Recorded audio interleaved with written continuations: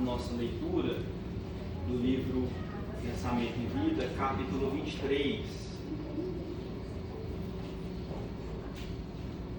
Lembremos-nos de que refletir as bênçãos de Deus no socorro espontâneo ao próximo, sem o tambor da vaidade, e estimular-nos o exclusivismo, é atrair os reflexos de Deus para aqueles que nos cercam e que, igualmente, em silêncio, se deslocam ao nosso encontro, prestando-nos assistência efetiva. Ajudar com o sentimento, com a ideia, com a palavra e com a ação.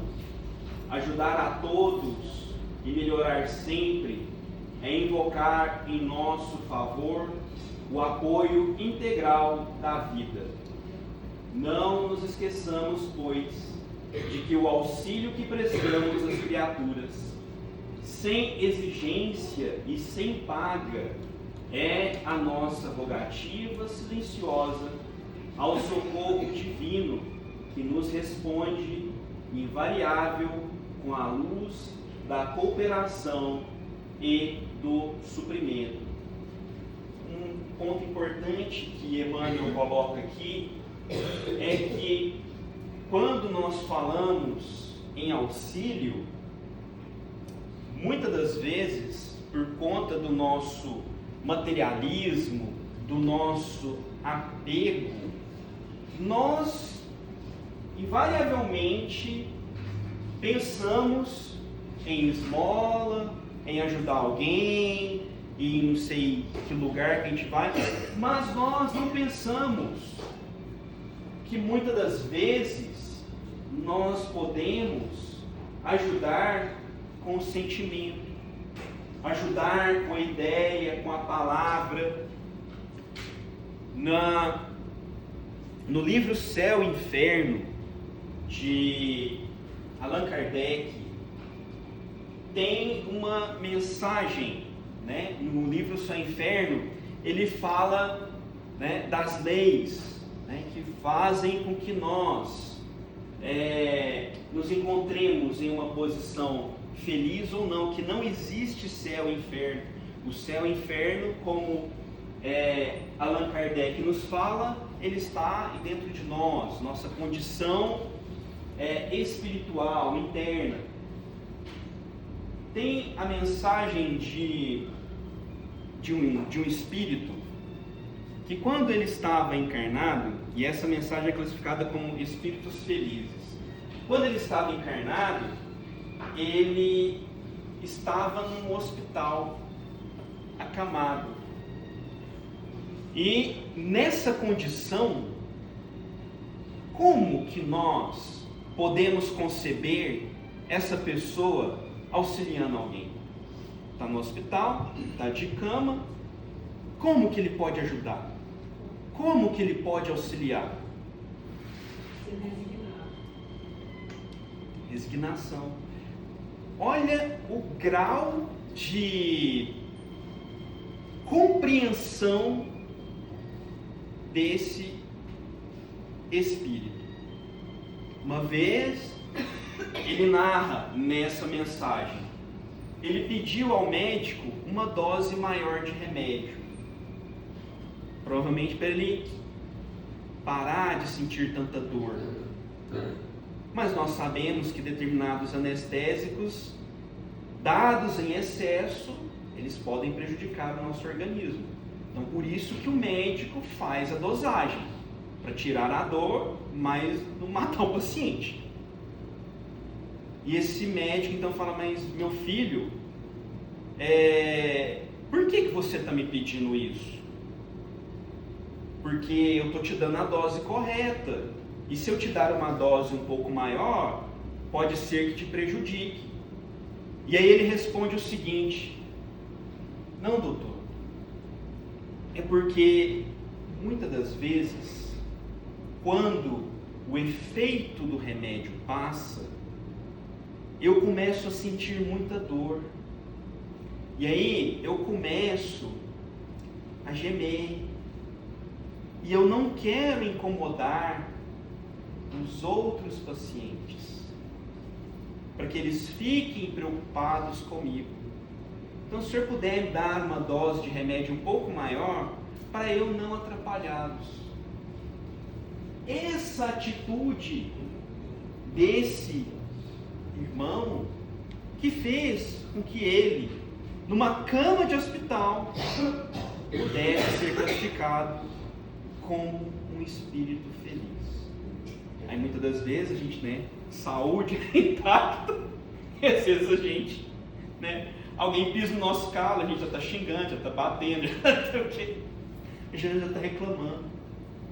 Então, o auxílio que Emmanuel fala aqui para nós, não é o auxílio da esmola, não é o auxílio da cesta básica, não é o auxílio material, é o auxílio de nós mesmos, de doarmos de nós, fazermos de forma espontânea, olhar no outro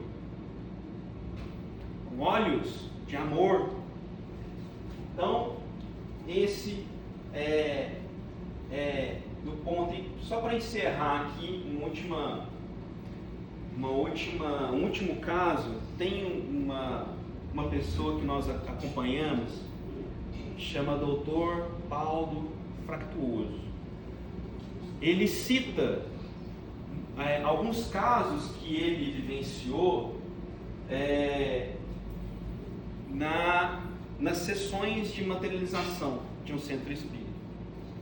E aí eles levaram um determinado caso lá de uma pessoa que estava num estado, vamos falar assim, terminal, e que os próprios benfeitores espirituais falaram para ele que não se poderia fazer muito.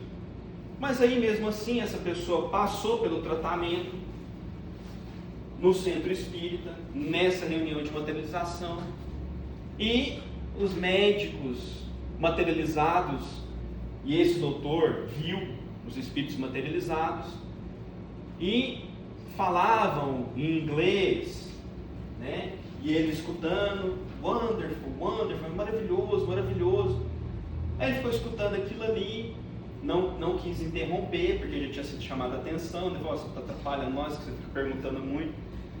Mas depois que passou, ele perguntou para o benfeitor espiritual: olha, aquela pessoa que passou pelo tratamento, vocês mesmos falaram que não poderia fazer muita coisa por ela, para a condição dela, mas por que toda hora vocês estavam falando maravilhoso, maravilhoso, maravilhoso? E aí, uma das pessoas, acho que já falou aqui, não porque ela seria curada, mas pela forma que ela estava enfrentando a doença, que ela estava resignada, e que os benefícios espirituais que ela estava amealhando, que ela estava conseguindo com essa postura dela de renúncia, de paciência, de tolerância com aquela doença incurável, era algo maravilhoso. Para o corpo, vamos falar assim, não tinha muita solução, mas o espírito dela estava angariando muitos recursos, muitas bênçãos. E para nós que somos espíritas, o que é mais importante? O corpo ou o espírito? Então, ela não conseguiu ali a cura material, mas através da atitude dela de resignação, ela conseguiu a cura espiritual.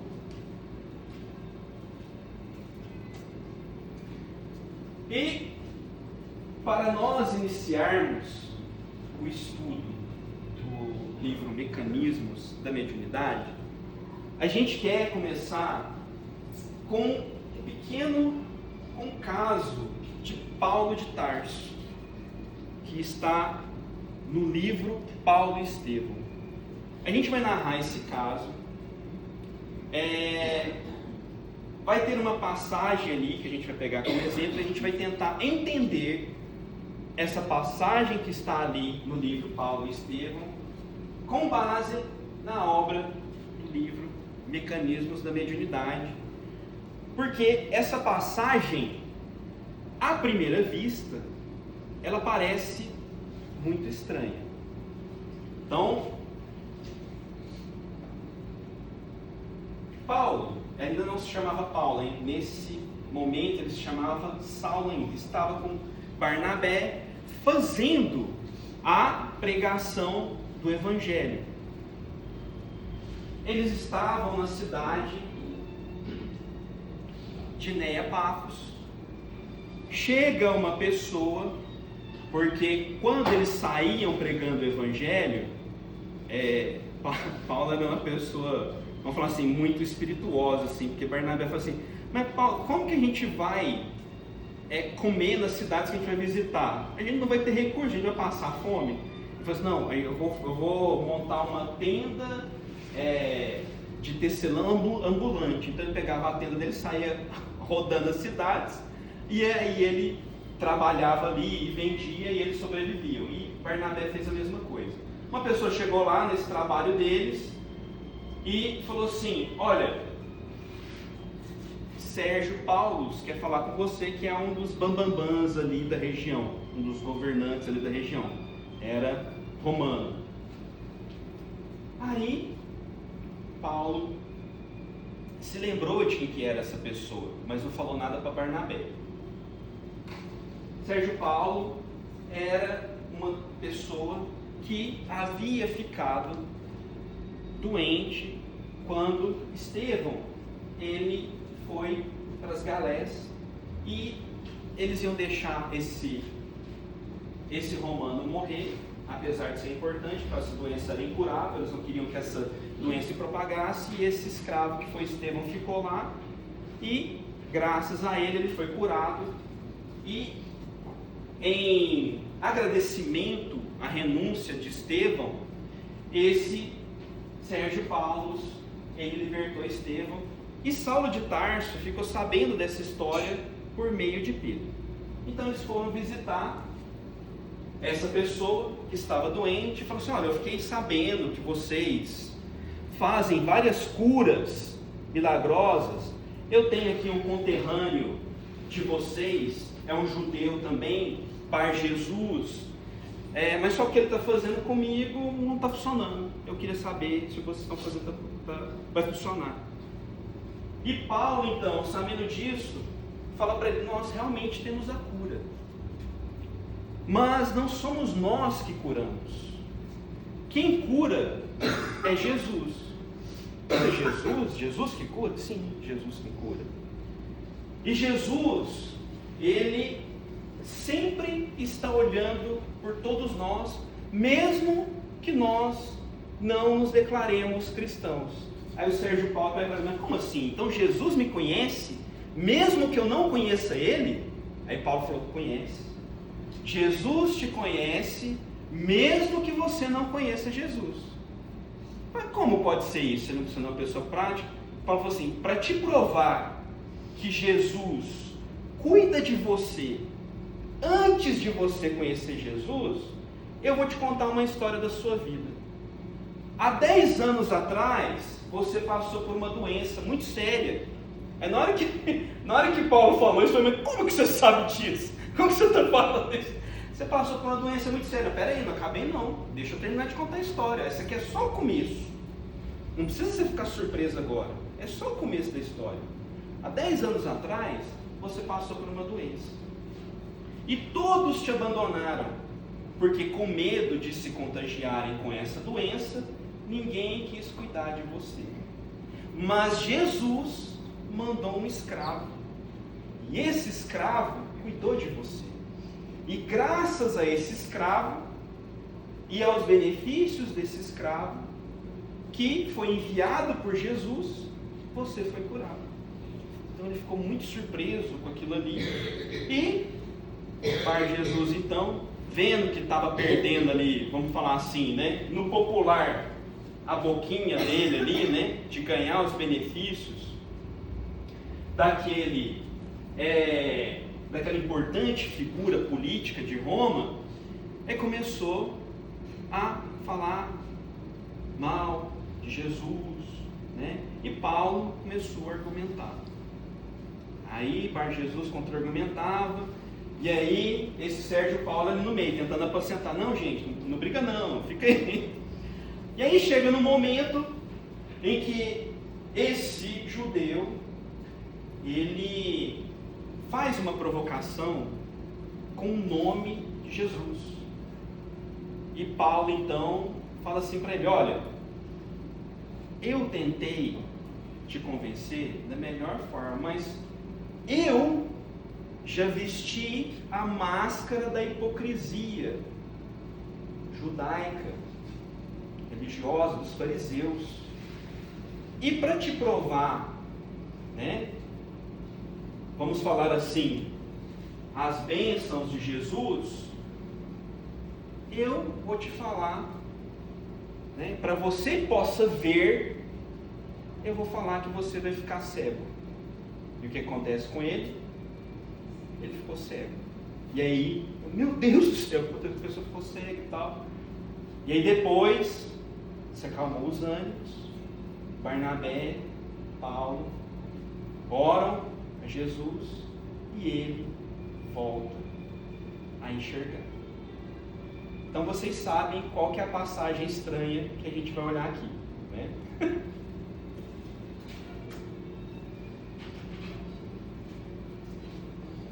Capítulo 15 do livro Mecanismos da Mediunidade, Cargas Elétricas e Cargas Mentais. Para examinar as ocorrências do fenômeno mediúnico indiscriminado, referimos-nos, linhas antes, ao fenômeno hipnótico de ordem popular, em que hipnotizadores e hipnotizados, sem qualquer recurso de sublimação do espírito, se entregam ao serviço de permutas de agentes mentais. Por que nós escolhemos essa passagem? Para fazer alguns questionamentos aqui. Paulo hipnotizou? Antes da gente responder essa pergunta, a gente vai explicar um pouquinho do que é hipnotismo. Para que eu possa hipnotizar uma pessoa, aquela pessoa, ela tem que ter uma certa afinidade comigo, acreditar em alguma coisa ali. Eu tenho que chamar a atenção dela, tem que ter a atenção dela, ela tem que acreditar em mim, para que eu possa hipnotizar essa pessoa. É por isso que quando um hipnotizador, vamos falar assim de massa, ele vai fazer o show dele, ele faz algumas demonstrações para ver quem que está prestando atenção, quem que está mais passivo, predisposto a receber as ordens dele. Então, naquele momento que ele está começando ali a falar, ele já está analisando as pessoas para ver quem está predisposto. Bom, se isso é verdade, como que Paulo conseguiu hipnotizar? Porque a gente já viu nos shows de hipnotismo, pega uma pessoa, assim, agora você vai imitar uma galinha. E aí, como é que a pessoa faz? Ela começa a imitar a galinha. Ou seja, mas é o hipnotizador que está fazendo com que ela imite uma galinha? O que está acontecendo ali? É a própria pessoa sugestionada por uma força externa do hipnotizador que manda uma sugestão.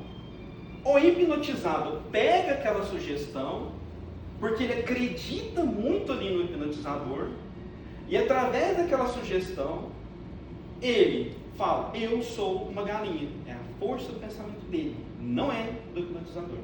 O hipnotizador é apenas um gatilho, mas o que vem é da pessoa, mas teve que ter uma certa afinidade ali.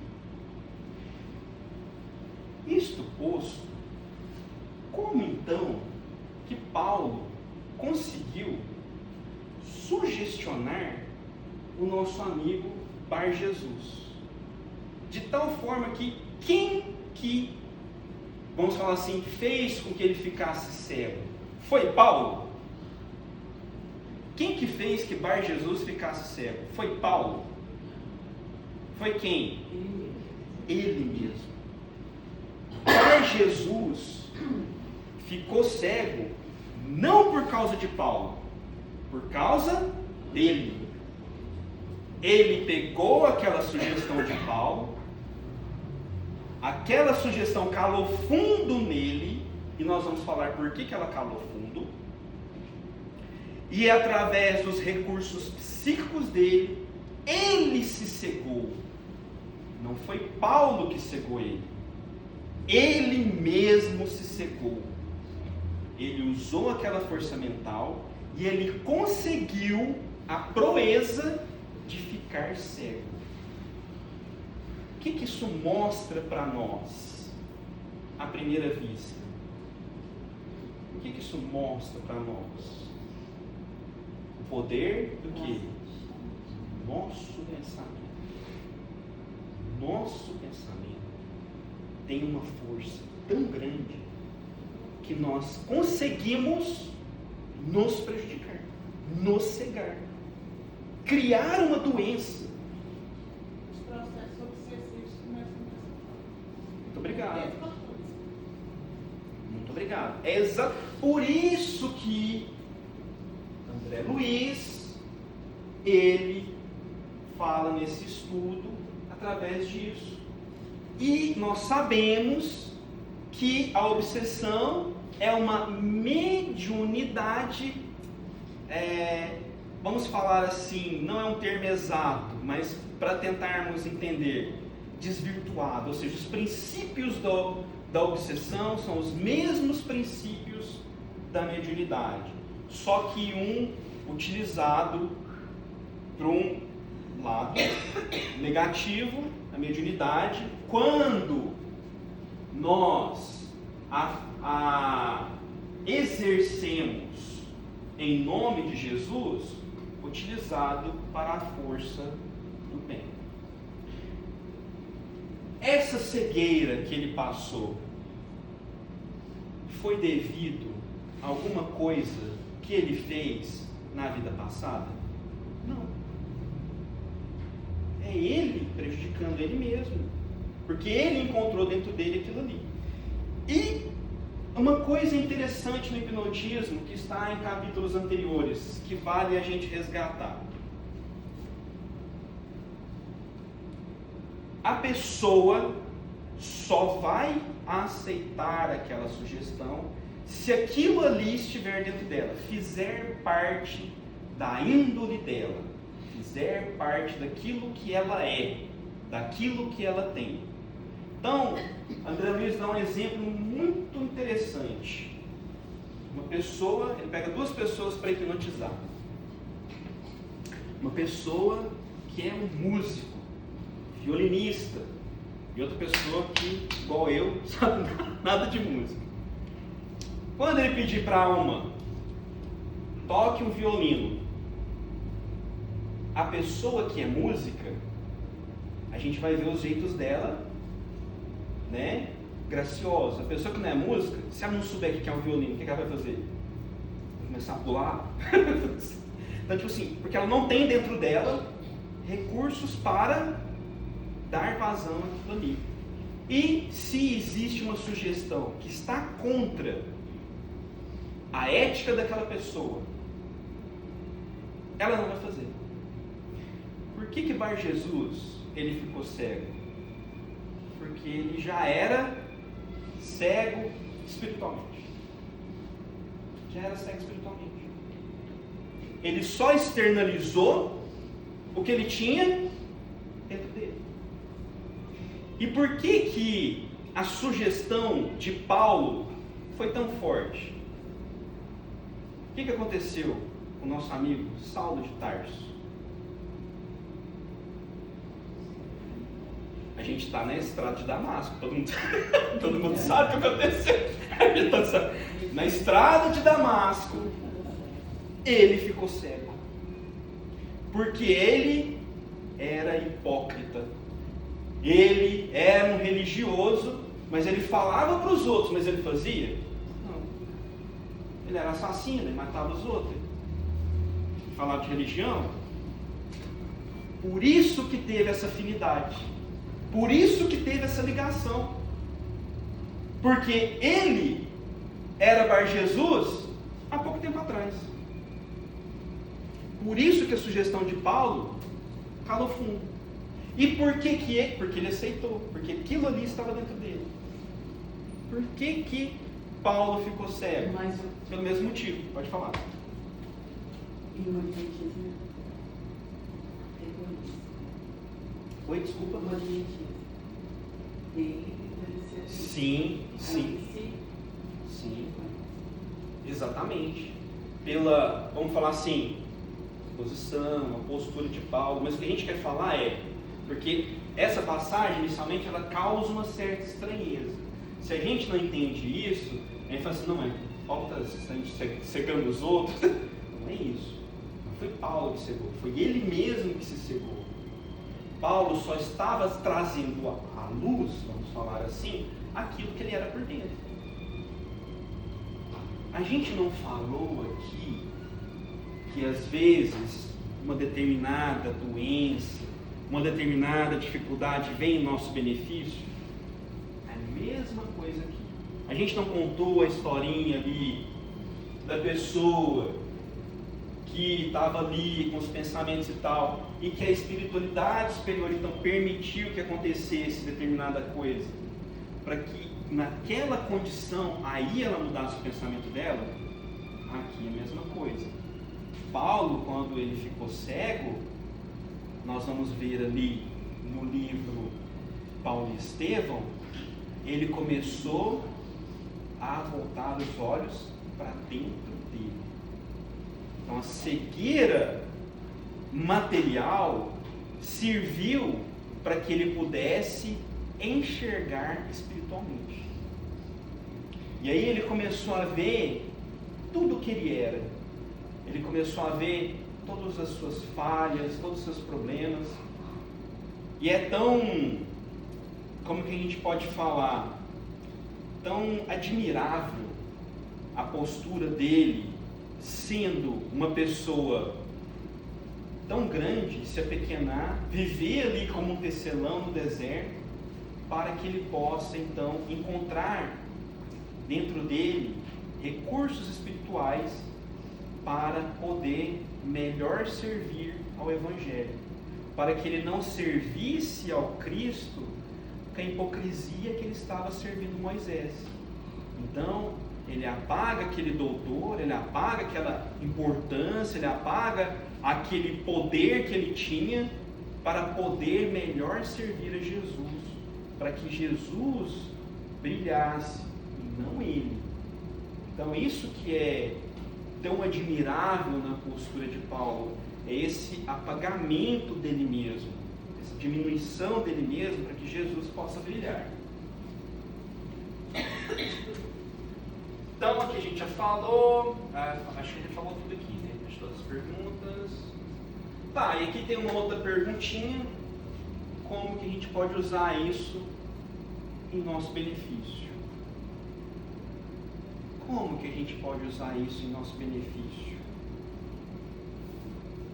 Muitas das vezes, nós, sem o sabermos, estamos sendo sugestionados com determinadas coisas que nós estamos vendo, que nós estamos lendo, que nós estamos observando.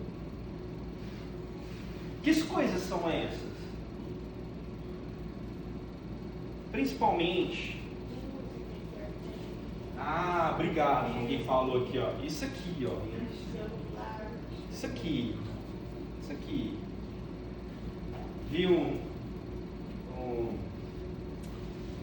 médico, Dr. Delcio, falando, ele falou assim, não, eu não estou fazendo regime não, o regime que eu estou fazendo é disso aqui, para a gente ser menos ansioso, menos nervoso, porque as notícias e as coisas que a gente vê aqui é como se fosse uma auto-hipnose, que está nos sugestionando o quê?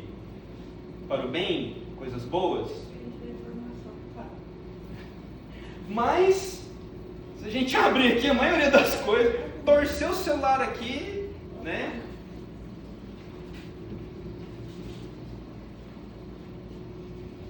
Tá. Continuando.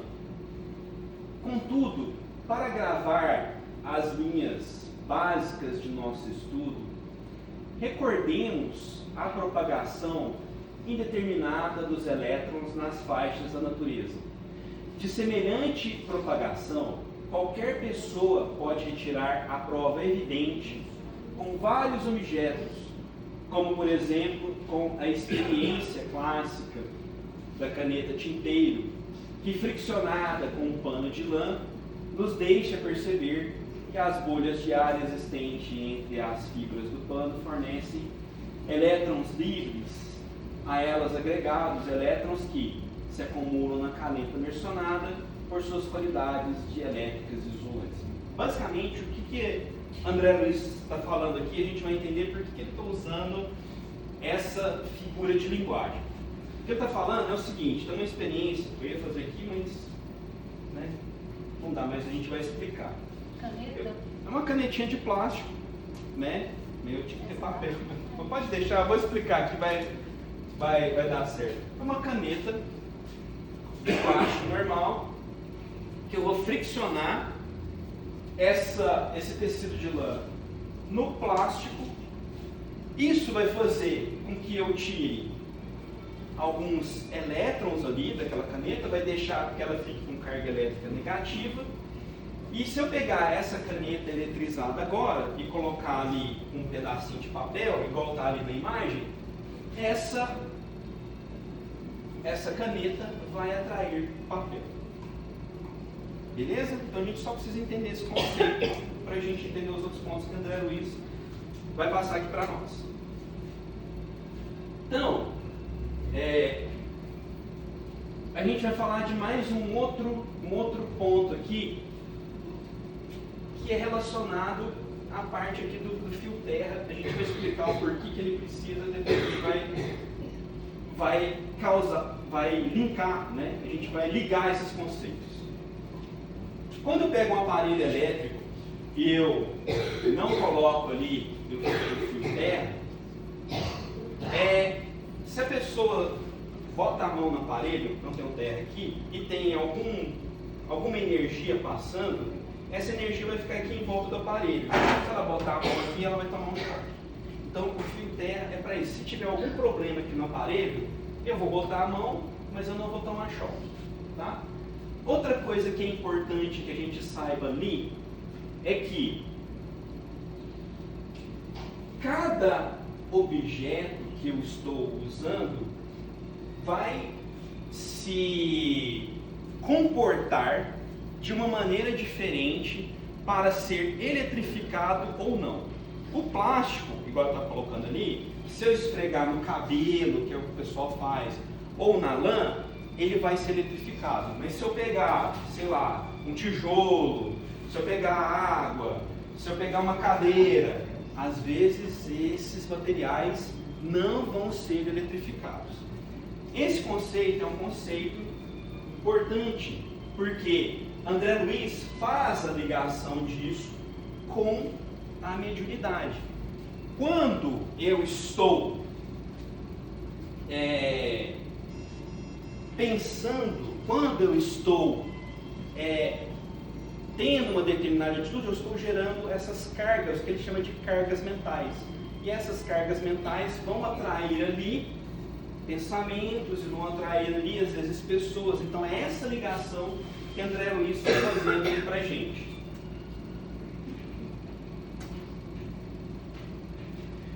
Dentro de certa analogia, temos também as correntes de elétrons mentais, que é aí que André Luiz está fazendo a ligação desses dois conceitos, da eletricidade e das cargas de elétrons mentais, por toda a parte, formando cargas que aderem ao campo magnético dos indivíduos ou que vagueiam entre eles, a maneira de campos elétricos que acabam atraídos por aqueles que excessivamente carregados se lhes afeiçoem à natureza.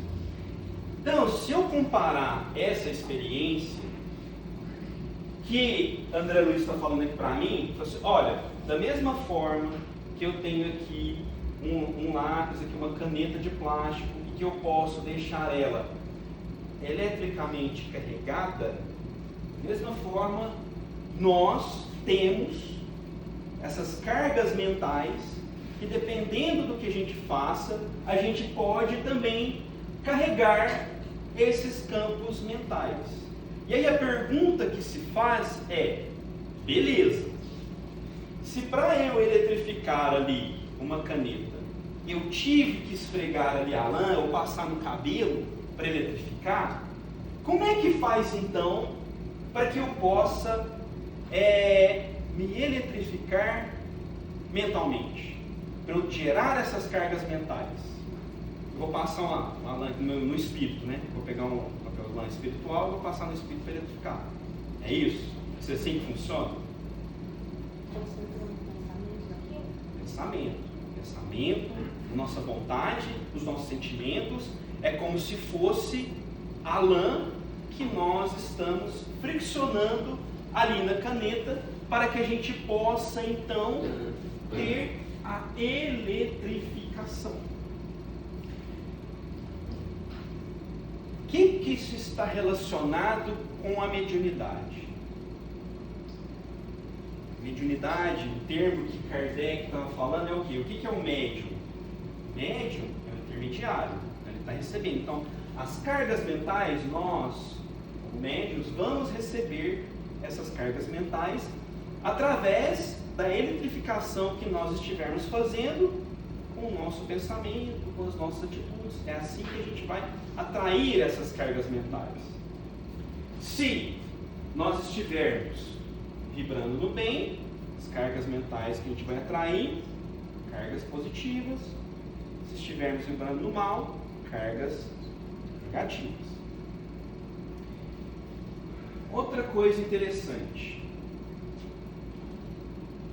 A gente mostrou ali que vários materiais, uns podem eletrificar mais, outros podem eletrificar menos. Então, uns podem gerar mais carga, atrair mais cargas, outros menos. Então, nisso nós temos os médiuns que nós falamos, que são médiuns ostensivos, porque o material dele consegue com mais facilidade gerar essas cargas mentais. Ele consegue mais facilmente ser eletrificado. Da mesma forma que tem materiais que não vai adiantar a gente esfregar e colocar lá, não vai conseguir gerar cargas. E isso liga no quê? Nós já falamos, porque André Luiz escolheu essa analogia, no ponto que está ali no livro dos médiuns. O desenvolvimento da mediunidade guarda relação com o desenvolvimento moral dos médiuns. Ou seja, para um médium se desenvolver, ele tem que ser bom moralmente, ele tem que evoluir moralmente? Resposta dos espíritos: não. A faculdade, propriamente dita, se radica no organismo, independente do moral. O mesmo, porém, não se dá com o seu uso, que pode ser bom ou mal, conforme as qualidades do médium. Livro dos Médiuns, capítulo 20, pergunta 229. André Luiz, então, ele vem expandir esse conceito que está ali no livro dos médiuns, falando que dependendo do material de que nós somos construídos, cada um aqui tem um DNA, cada um aqui tem uma digital, cada um aqui tem uma especificidade orgânica. Então, dependendo do material, nós vamos gerar mais ou menos cargas mentais e vamos atrair essas cargas mentais, esses pensamentos, através, então, da mediunidade, que pode ser a mediunidade ostensiva ou não. E a gente vê que a obra de André Luiz, ela complementa e ela expande a obra de Allan Kardec. Infelizmente, a gente tem visto, por incrível que pareça, muitos dos nossos companheiros falar que a obra de André Luiz, ela não está de acordo com a obra de Allan Kardec. Pelo que a gente viu aqui, vocês concordam com essas críticas? Não. Está muito claro que André Luiz, ele está seguindo o conceito base ali do Livro dos Médiuns, mas ele está o quê? Expandindo esse conceito.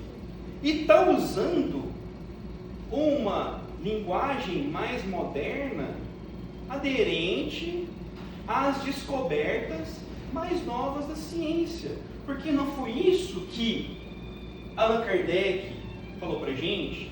Que a nossa fé tem que ser uma fé o quê? Raciocinada. Não posso acreditar por acreditar, mas por que eu estou acreditando? Por que eu estou crendo nisso? Nós não podemos ser espíritas fanáticos. Por que você acredita em Deus? Por que você acredita em Deus?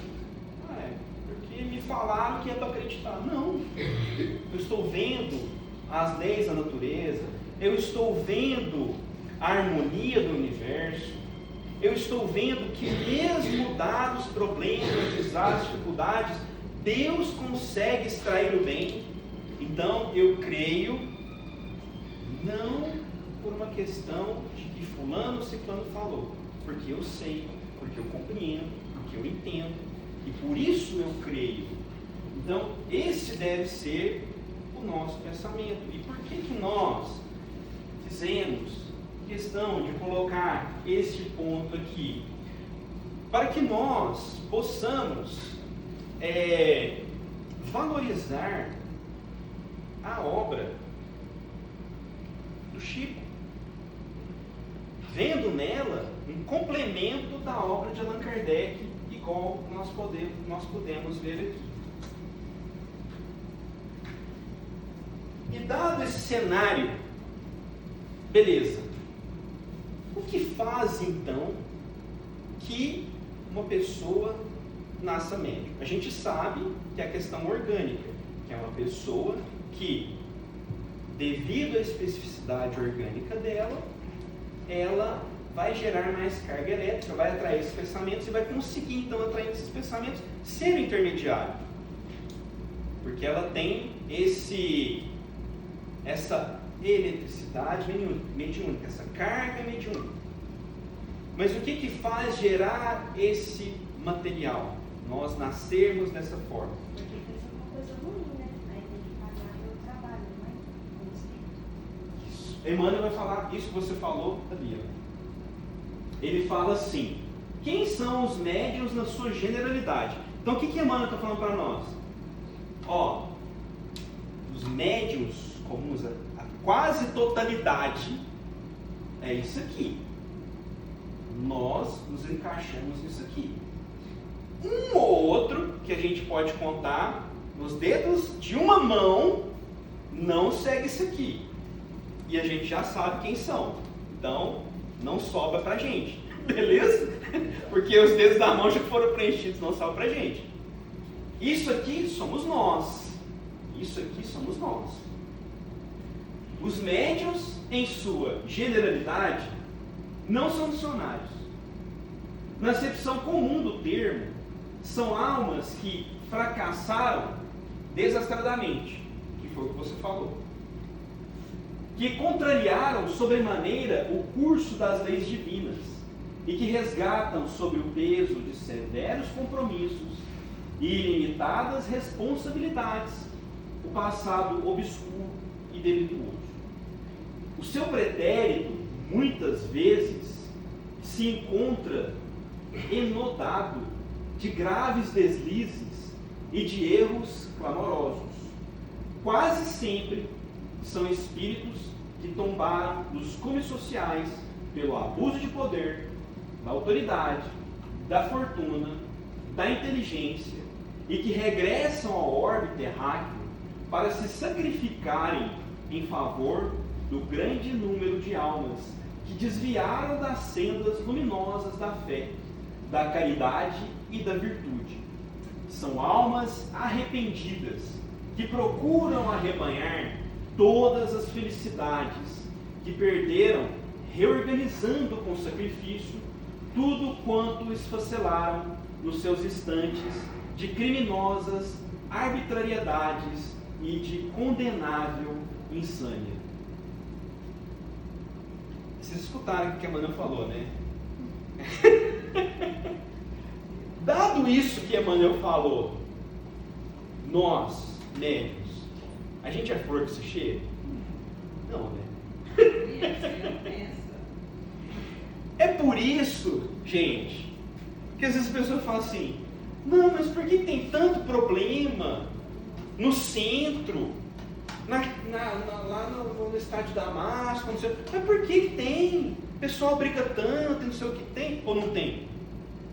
Tem, mas não é só no centro. Todos os religiosos, a maioria, estão lá, religiosos, para poder resgatar esse passado de agora, não é nem de outros. Eles estão lá tentando em todas, católica, evangélica, espírita, umbandista, seja lá qual for.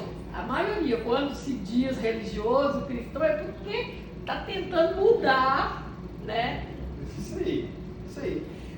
Então, porque nós não somos flor que se cheire. E por não sermos flor que se cheire, ao reencarnarmos, nós imprimimos no nosso corpo espiritual essa facilidade de sermos carregados energeticamente, eletricamente. Por causa dessa nossa culpabilidade, a gente imprime no corpo material peças que nos permitem mais facilmente nós sermos eletrificados e recebermos isso. Temos duas opções de vermos isso: como uma bênção ou como uma maldição. Qual que nós preferimos? O que a gente prefere? Eu benção. Então vamos pela bênção. Porque a gente pode pensar assim: mas Nossa Senhora aí, eu tenho que... eu já chego já com esse compromisso, com esse negócio. Mas, olhando pelo lado da bênção, é essa facilidade de sermos eletrificados mediunicamente que vai nos servir de aviso para falar assim: olha, você não está indo no caminho certo, você está desgarrando o seu compromisso. Porque se a gente desgarra, o que acontece com nós médiuns que temos essa mediunidade mais ostensiva? Liga aos inferiores. Aí que nem nós. Exatamente, a gente liga com as pessoas que é igual nós. E aí a gente começa a se sentir mal. Aí Chico falava isso, né? Num dos Pinga-Fogos, em que ele falava dos seus problemas, das suas dificuldades, e ele fala que esses problemas e essas dificuldades que ele tem era uma bênção para ele. E no Pinga-Fogo, se vocês estão no YouTube, vocês podem ver, se não me falha a memória, é o primeiro Pinga-Fogo. Ele fala assim, que isso serve para ele seguir o caminho certo, que ele é como se fosse um animal. Olha como é que ele se via como médium, né? Se o Chico via isso, então nem sei o que sobra pra gente, né? Acho que nem átomo sobra. Então ele se via como um animal de carga que carregava os livros, que são as mensagens para o povo, é assim que ele fala. E se ele, vamos falar assim, saísse do roteiro, ele sofria muito, porque ele não ia receber a alfafa dele, o carinho dos donos, aí ele voltava. Então, se eu desviar do caminho, eu sofro muito. Então, são esses problemas, dificuldades que fazem eu mais ou menos cumprir a minha tarefa, mais ou menos eu trabalhar no bem, mais ou menos eu seguir, né, e cumprir o meu dever. Então, por isso que nós vemos com essa impressão, que é como se fosse um alerta para falar para nós: olha, você não está indo no caminho certo. E por isso que a gente começa a receber essas vibrações. Mas se nós usarmos isso para o bem, nós seremos muito felizes. A leitura, e aí ele continua: correntes de elétrons mentais. A leitura de certa página, a consulta a esse ou aquele livro, determinada conversação ou interesse voltado para esse ou aquele assunto, nos colocam em correlação espontânea com as inteligências encarnadas ou desencarnadas que com eles se harmonizem por intermédio das cargas mentais que acumulamos e emitimos na forma de quadros ou centelhas em série, com que aliciamos para o nosso convívio mental os que se entregam a ideações análogas às nossas. Assinalamos apenas a analogia de superfície para salientar a importância dos nossos pensamentos concentrados em certo sentido, porque é pela projeção de nossas ideias que nos vinculamos às inteligências inferiores ou superiores de nosso caminho. Então, nós geramos essas cargas mentais, igual André Luiz vem falar ali, através do nosso pensamento. Então, uma leitura, às vezes algum programa que a gente está assistindo. E por isso que nós falamos antes da importância de nós filtrarmos aquilo que nós estamos alimentando mentalmente.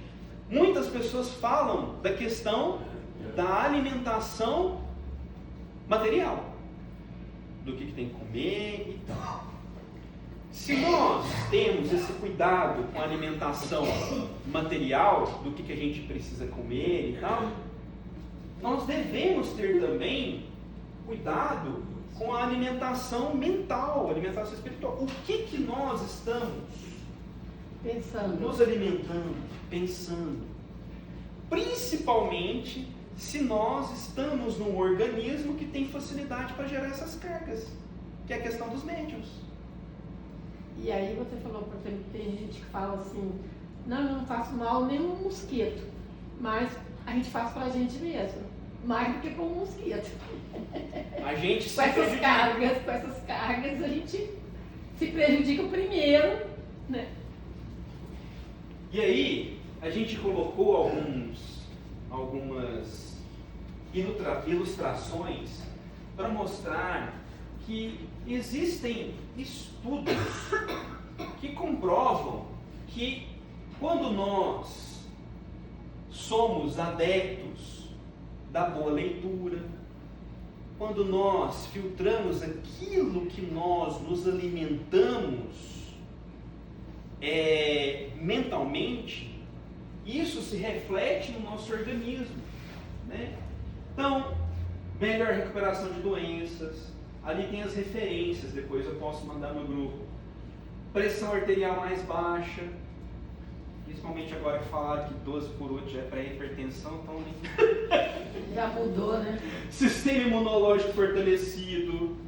Então a gente tem vários benefícios que nós podemos colher disso. Isso é tão interessante que há algum tempo atrás, e nós não vamos falar quanto tempo, senão a gente vai revelar a idade da Betânia, nós não queremos fazer isso. Sugeriu no Centro Espírita, e só depois de muito tempo de entender, um trabalho que era assim: leitura.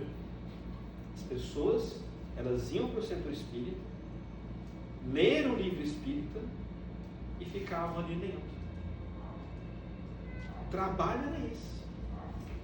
Esse era o trabalho. Porque geralmente em casa aí tem desculpa, tem muitas afazeres, tem coisa, tem que sair, tem que trabalhar. Aí tinha aquele horáriozinho ali que Tinha que dedicar, né? E por que também? O que nós vamos estar gerando? Cargas positivas. Positivo. E às vezes, espíritos que nos acompanham, que saem de casa conosco, Estão ali. vão estar lendo com a gente, vão estar aprendendo com a gente, vão estar evoluindo com a gente. Entendeu? A pessoa chegou pro Chico e falou assim pro Chico: Chico, eu tenho um encosto em mim, um espírito obsessor, você não pode fazer um trabalho para tirar ele de mim, não? Aí o Chico falou assim: não, minha irmã, ao invés de fazer isso, por que nós não evoluímos juntos? Olha o que ele falou. Por que nós não evoluímos juntos? A gente quer se ver livre do outro. Ah, esse obsessor está me atrapalhando, a culpa é dele. A gente sempre quer terceirizar a nossa culpa, né? Colocar a culpa nossa no ombro dos outros. E ficar livre. E muitas vezes queremos escolher religiões que mandem eles embora, sem saber que eles vão e continua ali, traz 7, 10 e volta, né? Exatamente. Porque não quer se trabalhar, né? Porque a gente precisa se trabalhar. Exatamente.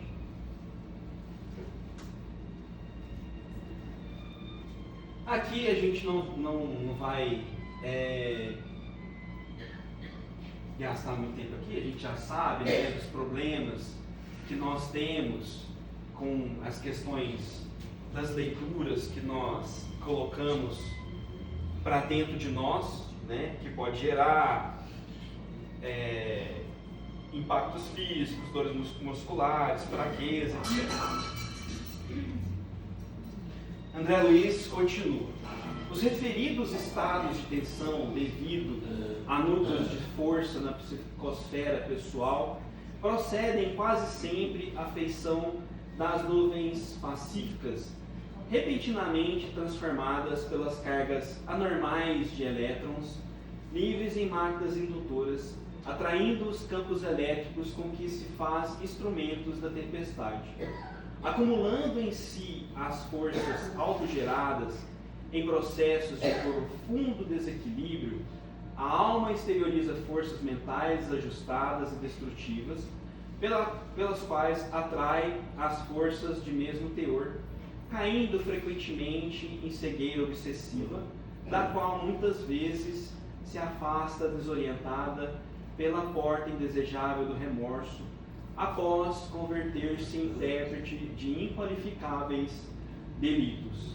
Então, se nós já temos essa facilidade de gerarmos essas cargas elétricas espirituais e de atrair, né, aqueles que se afinizam, e nós optamos por não nos equilibrarmos, então, como nós já falamos aqui, isso vai trazer malefícios para nós mesmos, e muitas das vezes a gente vai se encontrar em uma condição que não é das melhores. Então, como nós fazemos para evitar cair nessa condição? Aqui a gente colocou uma figura de como que funciona um relâmpago, né? Como é que constrói um relâmpago? É o mesmo princípio que a gente estava falando aqui da caneta, que gera energia negativa ou positiva.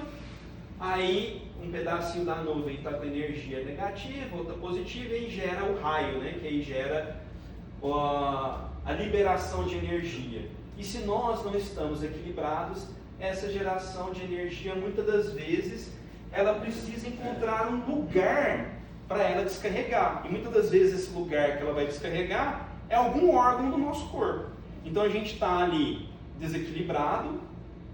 Essa energia que a gente está gerando, porque nós estamos eletricamente carregados, se nós não dermos vazão a essa energia de uma forma positiva, vai ser descarregado. Só que de uma forma desorganizada. Existe uma forma organizada para evitar os raios que eles destruam, né? O que tem? Tem o aterramento.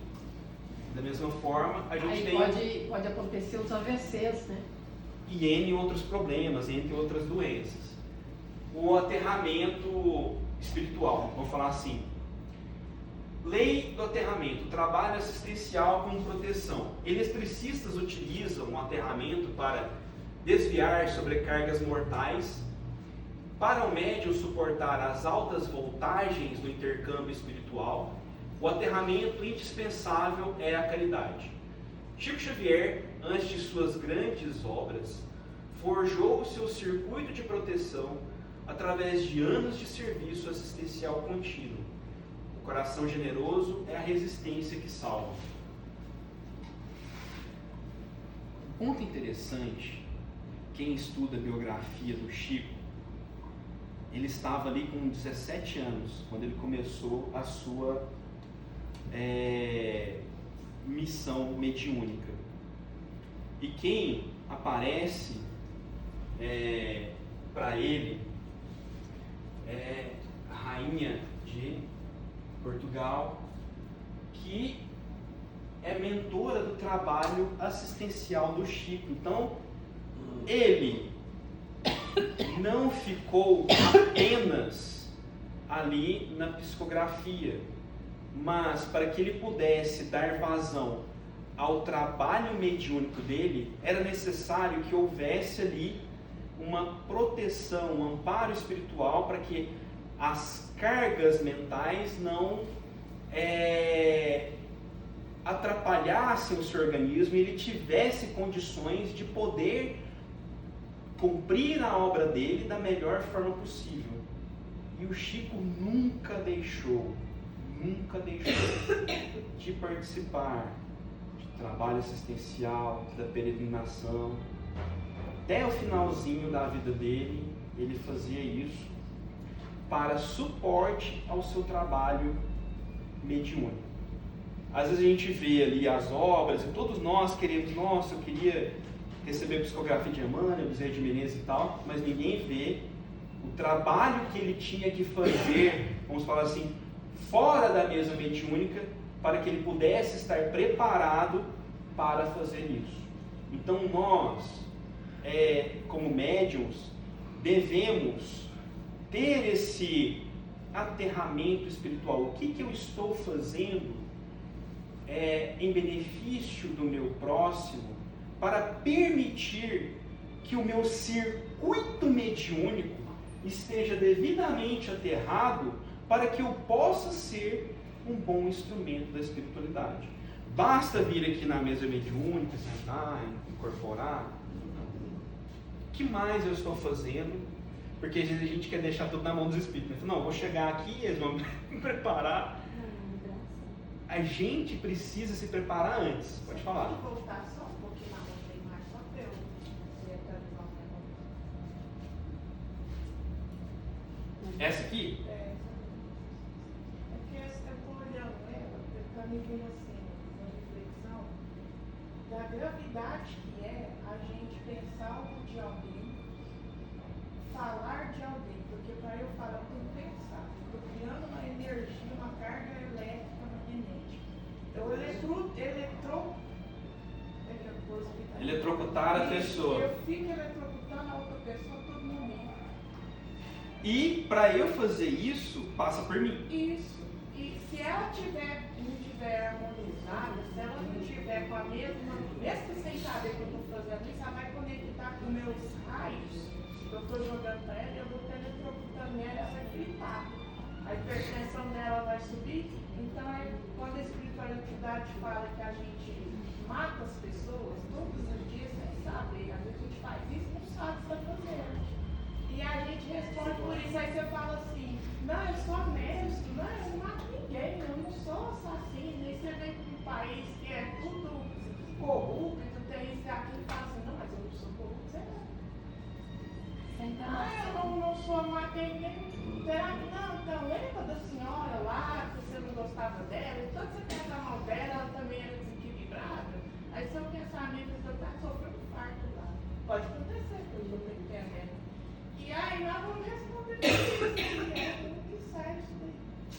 Muito bom que você falou, porque o próprio Cristo nos advertiu disso. Em uma passagem evangélica, ele fala assim: e aquele que falar ao outro, sois louco, merecerá o fogo do inferno. Por que Jesus foi tão duro, foi tão severo? Pô, mas só estou chamando outro de doido e eu vou para o inferno? É isso que você falou. É por causa dessas energias que a gente está gerando para o outro, dessa carga que a gente está jogando. Então, o Cristo já estava falando para nós, fora a questão, vamos falar assim, mística, mas a questão científica, para o nosso bem, para a nossa saúde, o bem viver. Não é algo místico ou mágico. Você pega a conduta moral da religião que ela ensina e diga a parte física. É física, não tem jeito. É isso aí, gente. A gente extrapolou um pouquinho o nosso tempo. Agradecemos aí a paciência de vocês. Obrigado pela paciência, por terem nos escutado. E vamos fazer a prece de encerramento. Betânia, seja bem-vindo à prece de encerramento para a gente.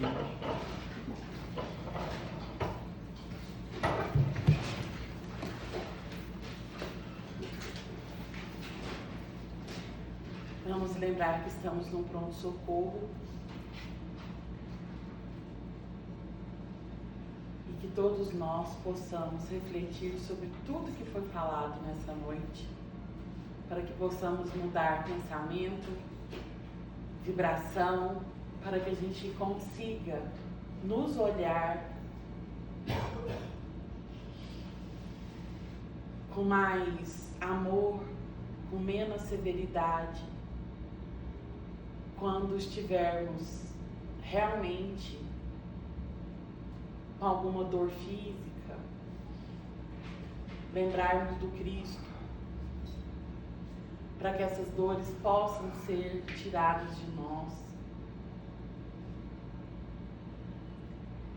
através de nós mesmos, e exercitar quando formos pensar do outro, como a nossa irmã citou agora mesmo, que a gente possa ter humildade de falar: eu não posso fazer isso com o outro e nem comigo mesmo, e sabemos que nós somos o instrumento para que isso aconteça, e termos a humildade de reconhecer que precisamos mudar com os ensinamentos do Cristo.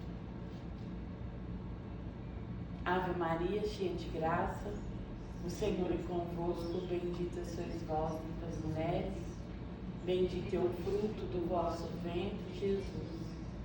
Santa Maria, Mãe de Jesus, rogai por nós, pecadores, agora e na hora de nossa morte, que assim seja. Boa noite a todos.